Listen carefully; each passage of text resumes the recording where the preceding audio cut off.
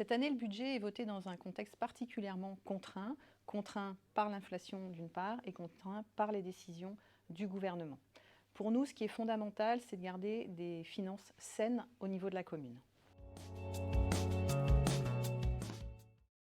Nous avons choisi de garder le cap du début de mandat, avoir des politiques publiques fortes, par exemple le taux d'encadrement dans le périscolaire, un adulte pour 14 enfants au lieu d'un adulte pour 18, ou la gratuité de la médiathèque, ou encore le service d'aide à domicile pour les seniors. Mais également les investissements que nous avons choisi de faire. Le patrimoine scolaire, par exemple, a besoin d'être vraiment réhabilité, et donc il était fondamental de pouvoir continuer ces investissements. Et puis les services publics sont notre bien commun. Nous pouvons toutes et tous en avoir besoin à un moment de notre vie, donc il fallait garder un service public de qualité. Alors ça n'a pas été un exercice facile cette année, mais pour l'équilibrer, on a décidé d'activer plusieurs leviers. Le levier des économies, donc en fonctionnement, on a cherché des économies supplémentaires pour environ 300 000 euros.